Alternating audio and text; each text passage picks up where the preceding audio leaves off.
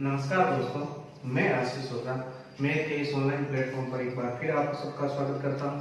जैसा कि हमने पिछले पार्ट में क्लास 10 से चैप्टर नंबर 8 से ऊंचाई व दूरी, हाइट एंड डिस्टेंस को लेकर हमने कुछ सवाल किए थे।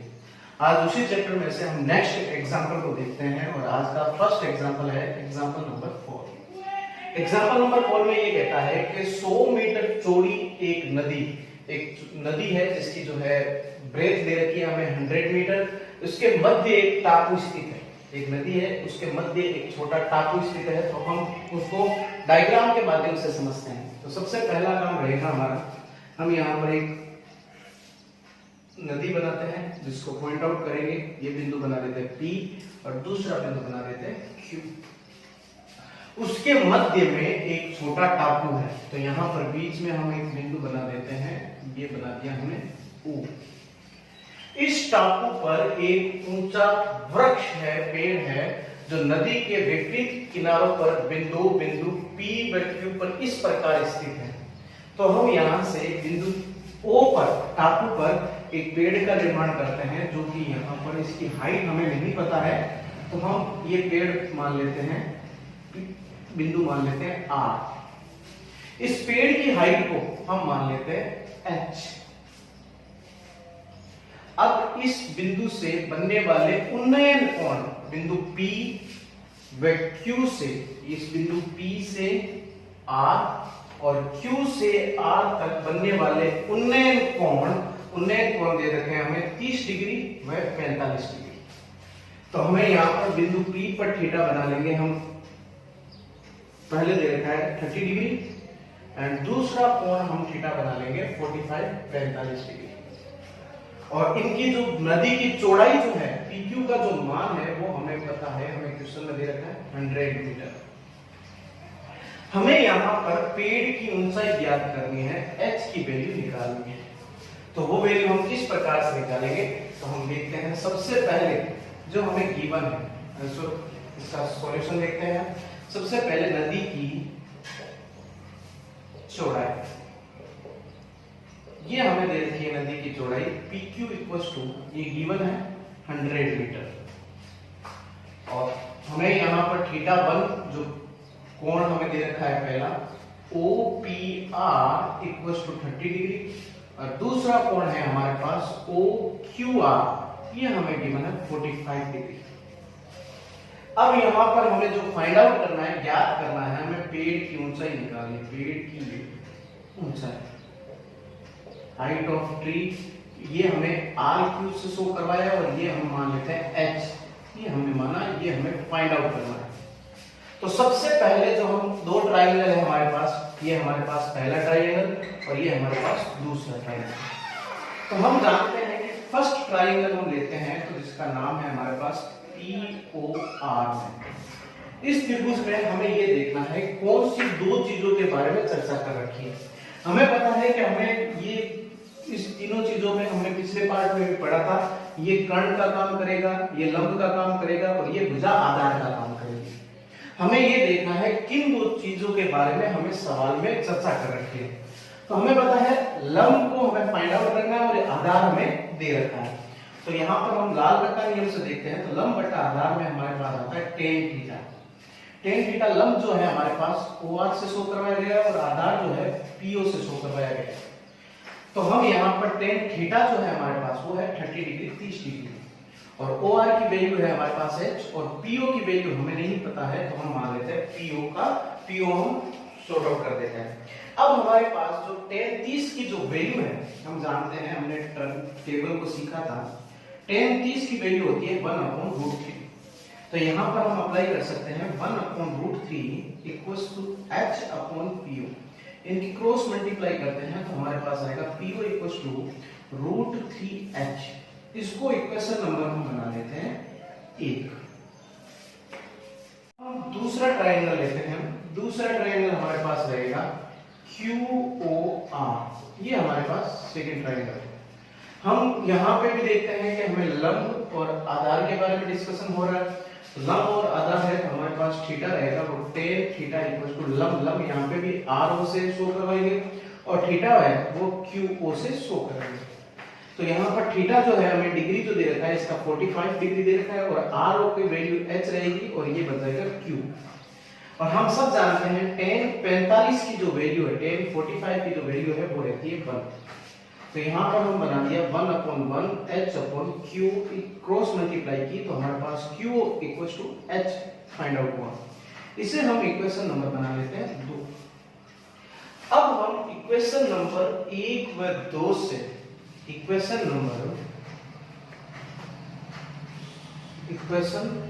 1 व 2 से फर्स्ट एंड सेकंड इक्वेशन को देखते हैं।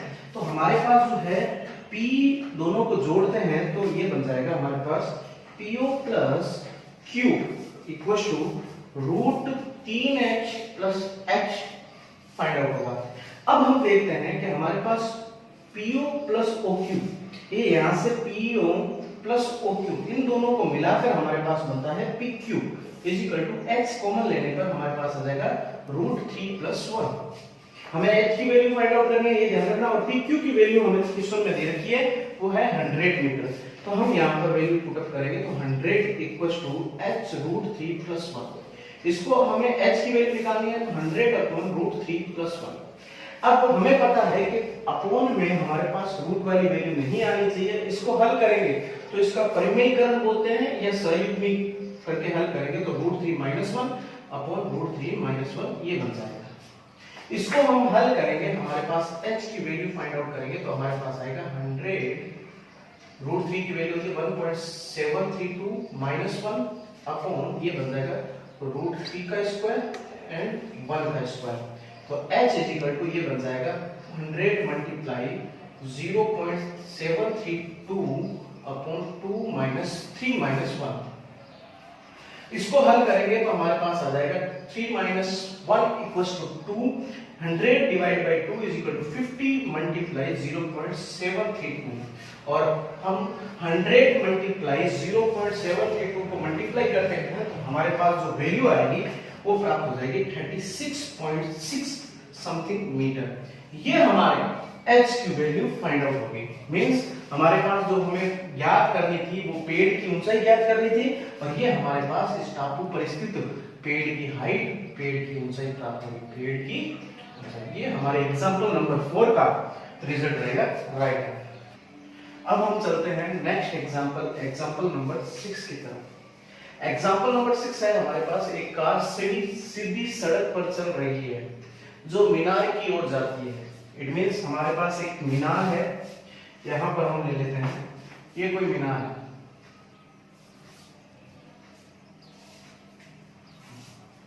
ये हम मान लेते हैं कोई मीनार। अब यहां से एक कोई कार है, इस बिंदु पर मान लेते हैं कि हमारे पास कोई कार है जो मीनार की ओर चल रही है, मीनार की साइड में चल रही है, मीनार की तरफ चल रही है। तो मीनार की ओर जाती है, मीनार से 500 मीटर की दूरी पर, यहां से और मीनार की जो डिस्टेंस है वो हमारे पास डिस्टेंस दे रखी है 500 मीटर, 500 मीटर की दूरी पर। ये कह रहा 500 मीटर की दूरी पर ड्राइवर ने मीनार के शिखर का उन्नयन कोण, मींस यहां से कार, ये कार स्थित है, यहां से यहां तक की डिस्टेंस हमें दे रखी है 500 मीटर और यहां पे बनने वाला शिखर से उन्नयन कोण, तो उन्नयन कोण हमें पता है कि ऊपर की ओर बनेगा। तो ये शिखर है, इस शिखर पर ये है बिंदु, कोई बिंदु ले लेते हैं जिसका शिखर है, ऊपर जो मैक्सिमम पॉइंट है, यहां पर बनने वाला जो कोण है थीटा है वो हमारे पास 30 डिग्री हमें गिवन है, 30 डिग्री है। फिर हम देखते हैं इस बिंदु दे देते हैं इनके नाम, ये बिंदु दे देते हैं हम ए, इस बिंदु को हम दे देते हैं यहां से, इस बिंदु को हम दे देते हैं बी और इस बिंदु को हम दे देते हैं डी। अब हम देखते हैं कि ये कह रहा है 10 सेकंड तक कार मीनार की ओर चलने पर, तो हमें पता है कि 10 सेकंड में इसकी जो स्थिति है, करंट लोकेशन है, वो आगे आ जाएगी, जिसे हम बिंदु दे देते हैं सी पर आ जाएगा। अब ये कह रहा है कि बिंदु सी से यहां पर आकर अगर कार ड्राइवर इसके शिखर को देखता है तो यहां से यहां पर देखने पर बनने वाला जो उन्नयन कोण होगा वो हमारे पास जो नेक्स्ट कोण होगा वो हमारे पास होगा 60 डिग्री। एक चीज इसमें हमेशा ध्यान रखना कि किसी भी स्रोत से कोई भी वस्तु हो जितनी डिस्टेंस पर रहेगी वह कोण उतना ही छोटा बनेगा, और जिस स्रोत से जो हमारी जो वस्तु है वो जितनी नजदीक रहेगी तो बनने वाला जो कोण रहेगा वो बड़ा कोण रहेगा। जैसा कि हमने यहाँ पे भी देखा, कार जो है हमारी मीनार से वो डिस्टेंस ज्यादा है, 500 मीटर की दूरी पर है, तो बनने वाला थीटा जो है वो 30 डिग्री है। जैसे कार नजदीक गई तो बनने वाला थीटा जो है वो कितना हो गया, 60 डिग्री। तो मतलब स्रोत के जितना पास रहेंगे वहां से बनने वाला कोण रहेगा वो बड़ा रहेगा। जैसे जैसे हमें डिस्टेंस होती जाएगी, जिसकी दूरी बढ़ती जाएगी तो कोण भी घटता जाएगा। ये चीज हमेशा ध्यान रखना। फिर हमारे पास बिंदु बने हैं A B C and D. तो हमें पता है कि यहां से यहां की जो डिस्टेंस है, हमें ये नहीं पता कि यहां से यहां की डिस्टेंस कितनी है, तो हम मान लेते हैं x मीटर। तो यदि हमें ये पता करना हो यहां से यहां तक की डिस्टेंस कितनी है, तो हमें पता है टोटल 500 है, उसमें से ये डिस्टेंस x है, तो बची हुई डिस्टेंस रहेगी 500 माइनस x, ये हमारे पास यहां की डिस्टेंस है। तो अब हम देखते हैं, हमारे पास जो है कार की चाल भी ज्ञात करनी है, और हमारे पास जो मीनार की ऊंचाई है वो भी हमें गिवन नहीं है, तो मीनार की ऊंचाई को हम मान लेते हैं h। तो मीनार की ऊंचाई को हम मान लेते हैं h मीटर। अब हमारे पास दो कोण हैं। नंबर 1, त्रिभुज पहला जो ट्रायंगल है हमारे पास वो है ABD, इसके बारे में बात करते हैं। तो पहले ट्रायंगल में ABD जो हमारे पास 30 डिग्री का है, इसमें किन दो चीजों के बारे में चर्चा हो रही है, लंब और दूसरा जो है इसके बीच की डिस्टेंस मींस आधार के बारे में। और हम अच्छी तरीके से जानते हैं जब लंब और आधार के बारे में चर्चा हो तो हमारे पास आएगा tan theta. tan theta means लंब है हमारे पास AB और आधार हमारे पास है BD। हम जानते हैं थीटा हमारे पास इस बार है 30 डिग्री, और लंब है हमें पता नहीं है, हमने मीनार की हाइट को माना है h, और BD का ये जो बीच की डिस्टेंस जो है वो हमें पता है 500 मीटर है। और हम अच्छी तरीके से जानते हैं कि हमारे पास tan 30 की जो वैल्यू है वो रहती है 1/√3, तो हमारे पास ये आएगा 500 h/500। इसको हम सोल्व करते हैं, इसकी क्रॉस मल्टीप्लाई करेंगे तो हमारे पास आएगा √3h = 500 एंड h = 500। ये हम इक्वेशन नंबर बना लेते हैं ए। √3h = 500, इसको इक्वेशन नंबर बना लिया हमने 1। अब इसी प्रकार हम देखते हैं, या फिर इसको डिवाइड में भी ले सकते हैं, हमारे पास ये भी आ सकता है h = 500/√3, इक्वेशन नंबर 1। अब हम इसी प्रकार दूसरा ट्रायंगल लेते हैं, दूसरा ट्रायंगल जिसमें हमारे पास कोण 60 डिग्री बनने वाला है AB एंड C। तो दूसरा ट्रायंगल हमारे पास रहेगा ABC में। हम जानते हैं ABC में भी ट्रायंगल में हमारे पास लंब और आधार के बारे में चर्चा हो रही है, और जब लंब और आधार रहे हमारे पास तो हमारे पास बनेगा कोण tan थीटा = लंब है हमारे पास AB, और इस बार हमारा आधार जो रहेगा वो रहेगा BC। हम अच्छे से जानते हैं थीटा इस बार रहेगा tan थीटा = tan 60 = AB की वैल्यू है h और BC की वैल्यू है 500 माइनस x। tan 60 की वैल्यू हम सब जानते हैं √3 होती है, कितनी रहेगी, √3। तो tan 60 की वैल्यू है √3 = h/500 minus x upon 1, cross multiply करेंगे तो हमारे पास आएगा h = 500 minus x multiply by √3। इसको इक्वेशन नंबर बना देते हैं, हम 2 बना देते हैं।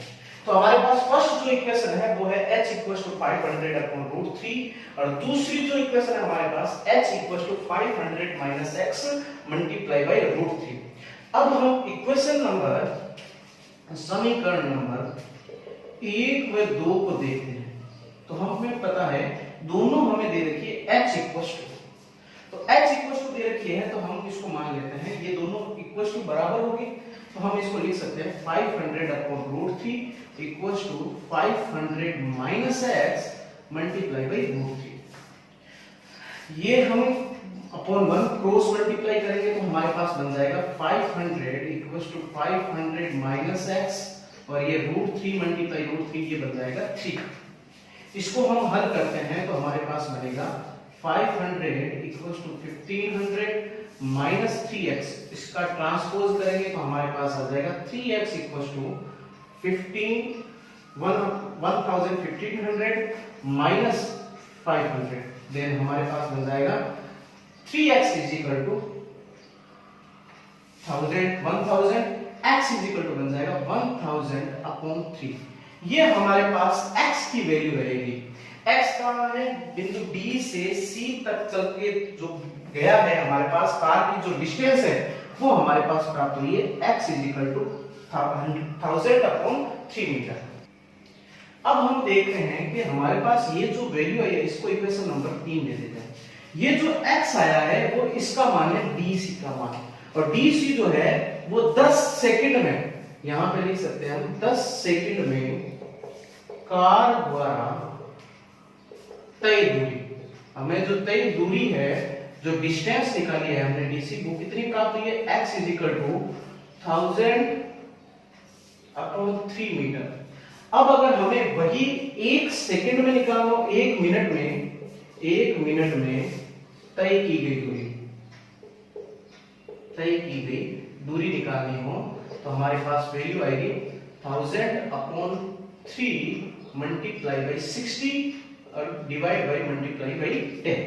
क्योंकि हमारे पास 1 मिनट का निकालना है तो हमारे पास ये कंडीशन बनेगी 1000 मल्टीप्लाई 60/3 मल्टीप्लाई 10। इसको अगर हम हल करते हैं, इसको हल करेंगे तो हमारे पास आएगा 2000 मीटर, और इसको अगर किलोमीटर में कन्वर्ट करना हो तो हम इसको लिख सकते हैं 2 किलोमीटर।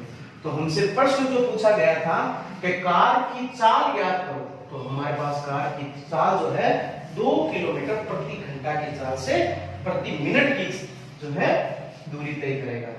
2 किलोमीटर प्रति मिनट। मिनट में क्यों लिखा? क्योंकि हमारा जो वैल्यू में रखी थी, निकालना था वो 1 मिनट में तय की गई दूरी को निकालना था।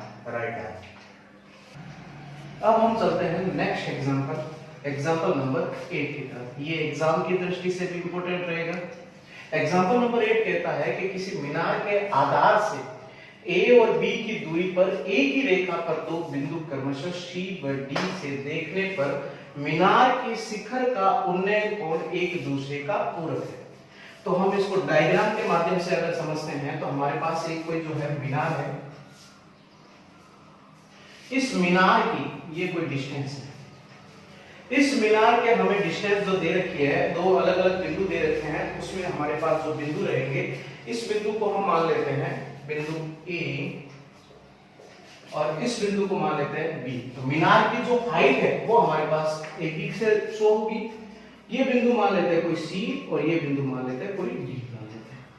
अब ये कह रहा है कि मीनार के किसी बिंदु C व D से देखने पर उन्नयन कोण, तो C बिंदु से बनने वाला जो उन्नयन कोण होगा वो यहाँ पे बनेगा, और D बिंदु से बनने वाला जो उन्नयन कोण रहेगा वो यहाँ पे बनेगा। तो हम अच्छे से जानते हैं कि हमारे पास A और B बीच की दूरी है, तो DB जो दूरी रहेगी, डिस्टेंस रहेगी, हमारे पास A मीटर रहेगी, और CB जो डिस्टेंस रहेगी वो हमारे पास B मीटर रहेगी। अब बात करते हैं कि बनने वाले जो कोण है यहाँ पे वो क्या होंगे। तो यहाँ पर इस सवाल के सबसे इंपॉर्टेंट थिंग है कि दोनों एक दूसरे के पूरक कोण हैं। पूरक कोण का मतलब ये होता है कि दो कोणों का ऐसा युग्म जिनका योग 90 डिग्री, दो कोणों का योग 90 डिग्री हो, वो क्या कहलाता है? पूरक कोण कहलाता है। तो हम इसको मान लेते हैं थीटा, और इसको मान लेते हैं 90 माइनस थीटा। अगर इन दोनों को ऐड करें तो हमारे पता है कि ये बन जाएगा 90 डिग्री, और 90 डिग्री जो रहेगा वो हमारा पूरक कोण रहेगा। तो हमने फर्स्ट डी कोण को माना थीटा और इसी कोण को माना 90 माइनस थीटा, दोनों ये एक दूसरे के पूरक कोण हो गए। अब बात करते हैं मीनार की ऊंचाई की, जो हमें ज्ञात करनी है। हमने मान लिया मीनार की ऊंचाई को h मान लिया, और हमें मीनार की ऊंचाई सिद्ध करनी है, मतलब रूट AB निकालना है, ऊंचाई हमें ज्ञात यह करनी है। तो सबसे पहले बात करते हैं, हम सॉल्यूशन को देखते हैं इसके। सबसे पहला काम मीनार की ऊंचाई। तो मीनार की ऊंचाई को हमने AB से शो करवाया, तो हमने मान लिया h मीटर। तो CB की दूरी तो हमने माना B मीटर, और DB की डिस्टेंस जो है वो मान ली हमने A मीटर। हम बात करते हैं कोण CDA की। B वाला कोण हमारे पास थीटा है, और दूसरा कोण हमारे पास BC और A ये हमारे पास है 90 माइनस थीटा। दोनों कोण एक दूसरे के पूरक कोण है, ये हम देख चुके हैं। अब हम पहला ट्रायंगल लेते हैं, पहला बड़ा वाला ट्रायंगल लेंगे, उसका नाम है ABD। इस ट्रायंगल में हम देखते हैं कि हमारे पास दो चीजों के बारे में चर्चा हो रही है, फर्स्ट है लंब और दूसरा है आधार। तो जब लंब और आधार आए, हम ये बार बार पढ़ चुके हैं, टेन थीटा आता है, टेन थीटा लंब है हमारे पास AB और आधार है हमारे पास DB। और थीटा हमारे पास इस बार रहेगा थीटा ही रहेगा, क्योंकि टेन थीटा D कोण का मान थीटा है और AB का मान H और इसका मान हमारे पास है A। इसको इक्वेशन नंबर बना लेते हैं फर्स्ट। इसी प्रकार हम दूसरा ट्रायंगल लेते हैं, दूसरा ट्रायंगल हमारे पास छोटा वाला ट्रायंगल रहेगा ABC। इस ट्रायंगल में हम देखते हैं यहाँ पे भी लंब और आधार के बारे में चर्चा हो रही है, तो यहाँ पे हम देखते हैं लंब और आधार यहाँ पर टेन थीटा से बनाता है, तो यहाँ पर बन जाएगा AB/BC। और हम जानते हैं थीटा इस बार हमारे पास है टेन जो थीटा डिग्री है वो है 90 माइनस थीटा। तो 90 माइनस थीटा AB की जो वैल्यू है हमारे पास H और BC जो आधार है हमारे पास वो है B मीटर, जो कि हमें क्वेश्चन में गिवन है, डिस्टेंस के थ्रू शो करवा रहा है। अब हमने ये 7th प्रश्नावली में 7th चैप्टर में हमने देखा था tan 90 minus theta equal to क्या होता है, cos थीटा। तो यहाँ पे भी पूरा कोण वाला लगेगा, tan 90 minus theta equal to cos theta is equal to x multiply h/b। ये हमारे पास इक्वेशन नंबर बन जाएगी 2। अब हमें सिद्ध करनी है मीनार की ऊंचाई को, हमें प्रूफ करके बताना है। तो इक्वेशन नंबर समीकरण नंबर 1 व 2 की आपस में गुणा करनी पड़ेगी, गुणा मल्टीप्लाई करने पर, multiply of equation number first and second. तो हम यहाँ पे करते हैं tan theta multiply by cos theta, LHS के पदों की गुणा की, और उधर आ जाएगा h/a मल्टीप्लाई h/b। तो हम देखते हैं tan थीटा को हम लिख सकते हैं sin थीटा cos थीटा, ये हमने 7th चैप्टर में अच्छे से पढ़ा था। और cos थीटा का अपना नाम रहेगा cos theta sin theta, cos से cos sin से sin कैंसिल आउट हो जाएगा, ये बन जाएगा हमारे पास 1 इक्वल्स टू h की मल्टीप्लाई करेंगे h स्क्वायर, नीचे बन जाएगा AB। तो इनकी क्रॉस मल्टीप्लाई करते हैं बेटा, तो हमारे पास आएगा h इक्वल्स टू AB और h स्क्वायर स्क्वायर जब हटेगा तो ये बन जाएगा √AB। Then h equals to हमारे पास आया √AB मीटर। इट मींस हमें जो प्रूफ करके देना था मीनार की ऊंचाई, वो मीनार की ऊंचाई हमें प्राप्त हो रही है, h equals to √AB metre प्राप्त हो रही है। यही इसका प्रूफ रहेगा, यही एग्जांपल नंबर 1 का जो है प्रूफ है, राइट नाउ। अब हम इससे जुड़े सवाल जितने भी सवाल हैं वो नेक्स्ट चैप्टर जो है नेक्स्ट पार्ट में करने वाले हैं।